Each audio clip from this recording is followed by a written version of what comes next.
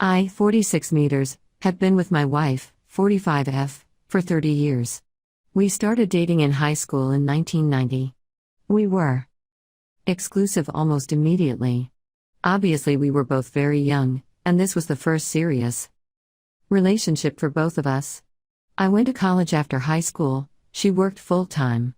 I was at a local school, so I was home Friday, Saturday, and Sunday almost every week. I graduated in 1999 and I proposed. We always knew we were getting married and agreed it best to wait until I graduated. We moved out of state. We waited a few years to get married, and we are still married now with 3 kids. I have a great job, she doesn't have to work, our kids are awesome, and we have a full, rich life. I had always suspected with circumstantial evidence that she had cheated on me with someone from her work back before I graduated, around 1999. Just FYI, I have never cheated on her. I pretty much just let it go because I am willing to admit that I was never the most emotional person, the most caring person, or the most romantic person. Maybe she just needed some emotional support one day and 2 people just hit it off and it was a one-time mistake. Shit happens and you move on. After all, we were together for 8 to 9 years when this happened, and she never once did not show love to me. She denied it vehemently and swore I was the only guy she had and will ever be with, had sex with. It always stung a little, but I let it go. Fast forward 20 years to 2020, and I found out she was having some inappropriate conversations with a couple guys online on Facebook. They were flirty with sexual undertones, but I didn't really think anything serious. She's just that kind of person. After we talk about it and I ask a bunch of questions, the conversations went in all different directions. When she couldn't answer things, one of the guys is just some random loser that always had a crush on her, but it turns out the other guy is the one who she cheated on me with. My suspicions from 20 years ago were now confirmed, but not only did she have sex with him, they had a several-month-long relationship and they remained friends. So on days I was at school, she would go to his house after her work. She swears it meant nothing to her, and she even went as far as saying he was lame and she didn't like him that way at all. But it happened repeatedly for months. And she did become friends with him on Facebook 10 years after the cheating in 2009, and she chatted with him very inappropriately for about 6 months. And then the conversation suddenly stopped. Very odd. I don't know what to make of that. To make things worse, she would occasionally, like every 6 months or so, check his profile, like a photo or whatever. I know all this because I saw her Facebook activity log. She swears she never saw or spoke to him after 1999, it was only online. Not sure I believe her, but the nature of the online conversations, this was clearly headed to another meeting with him. And I'm not even sure it didn't happen again. After all the times she told me it never happened, after all the bragging about us being together for all these years and that we have been the only ones ever in each other's lives, I just don't believe anything she says anymore. Since this all came out last year, our relationship has had some of the most incredible moments of our lives. Our sex is better and we are communicating better than ever. But there are so many days, like today, where I am so hurt and betrayed and sad and dying inside, and I don't trust her at all. I hate to admit, but I just sit in the dark and cry all day. It happens a couple days a week. I don't believe anything she tells me about her relationship with this guy.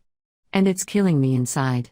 I want to know everything about her time with him, where they went and what they did. I can't stop thinking about it. Even when we are having a great time, I'm thinking about it. I ask her things and she gets defensive and says she doesn't remember. That's plausible, but I don't believe her. It's the things I feel I don't know that are tearing me up the most. I know that her other partner knew about me and was trying to break us up. He knew we were married and was sweet-talking her again. And she went along with it all. I obviously still love her, but my ego is getting the best of me knowing there is a guy out there who thinks this was okay to do to me, and that when she shows happiness now, in my head I am thinking that she is thinking I can't believe I got away with this. Probably not true, But I'm 50-50 on that one. I don't think I will ever truly forgive her no matter how much I love her. I just can't figure out if it is better to leave her so I can forget it all, or if life is better with the roller coaster ups and downs. I know she loves me. Maybe that's all we should need, but I am an emotional wreck. Will I ever get over this? It's been 8 months and I'm still devastated by it. I love my wife, I love our life, I live our family, but I am dying inside. Top 5 comments. 1. To cheat requires a series of conscious decisions. It is never a mistake. Talk to a lawyer. Get options and advice from a legal standpoint. Separate for a while so you could think things through. Surround yourself with people who you trust 110%. And end of it all, you should decide what to do: divorce or reconcile. Good luck. 2. This is a huge problem, friend. If this dude lived closer, they would have hooked up. Her behavior online verifies she isn't as pure as you think she is or was. I think you need to shock her, like consider illegal separation and DNA test the kids. The fact she hid that previous relationship from you for this long indicates she isn't really the person you think she is. I'm sorry. 3. If you had found out she was cheating on you in 1999, what would you have done? This will never go away. The main issue being she doesn't seem to be showing any remorse. It was so long ago. She continues to lie by saying she doesn't remember. Does she have Alzheimer's? No? Then she remembers. She remembers every detail. Especially since she has decided to continue the affair. You are Plan B. Her safety net while she gets to play single. For any chance of reconciliation, she needs to provide a detailed timeline of the multiple affairs. She needs to actually show remorse. But given she has been lying to you for 20 years and the affair lasted this long, her only remorse will be just enough to get you not to leave. That's the only remorse she will have. That her provider will leave and she will have to go back to work. 4. You're really in love with the person you think your wife is. As she gets older and has suffered no consequences for her philandering, she is letting glimpses of her real self out because, why not? Nothing's going to happen to me. 5. It sounds like the boundaries of your relationship have not been respected. Even if it happened a long time ago, the trauma is happening to you now. I've read that betrayal trauma can take 5 years to recover from, with counseling and support in a marriage where both are committed to moving forward together. You are just starting the recovery process. Part of what seems to be holding you back is that you do not believe she is being honest. Disclosure is critical to healing for many people. She needs to be open and honest about the degree and duration of her infidelity. This might best be done in a safe space with a therapist for both of your sakes, as it will be painful to hear. There is no reason for her to be in contact with someone she was involved with under any circumstance. Yes, even if they work together, find another job. This isn't your case, but I'm making a point. This is a continued betrayal of your marriage and it should stop. I'd argue all communication with men on social media should stop based on you saying that this is how she is. It sounds as though you really love her, and it's so hard to reconcile the experiences you've had in your marriage to your wife with the person who would betray you and lie to you for this long. It's possible to move through this if you both want it and are willing to work hard. If you decide you don't want to, it's totally understandable. You don't owe her anything. If you do stay and work on things, make sure she is doing a lot of heavy lifting in terms of personal counseling and couples therapy with you while you work through your trauma with an expert of your own. I hear you make excuses for her behavior. Don't. You might be able to understand why something happened which will help you to forgive, but please don't think you deserve this. My fiancé, Heather, and I have been together since we were 24 and 20. We met each other when she started working at my place of employment and immediately hit it off. Within a few months we moved in together and happily lived together for 3 years. When I was 28, I got an amazing job opportunity out of state. It came during a great time because our lease was just ending, so I decided to take the offer. Heather initially was going to come with me but decided to temporarily stay behind to help her family take care of her sick grandma. After her grandmother passed away, several other familial obligations kept coming up, so she never ended up joining me permanently. I was gone for nearly 4 years, but we stayed in a long distance, what I thought was a committed relationship the entire time, with her periodically living with me for a few months at a time. Tonight I decided to finish up my Christmas shopping and remembered that Heather had talked about wanting to buy a particular camera lens in an email earlier this year but needed to pay off some bills first. I no longer have access to that email account but thought I would be an amazing fucking boyfriend and find a way to get her the expensive gift that I knew she would love, so I decided to see if she still had the email in her sent folder. We live together again and share everything, so I honestly didn't think it was an invasion of privacy or anything, but I ended up discovering that she was cheating on me for almost the entire duration that I was gone. I'm completely gutted. From what I can tell, the guy lives out of state, and based on their communication I don't think they ever met up, but after doing a bunch of digging I am disgusted with what I've found and have no doubts that she cheated on me.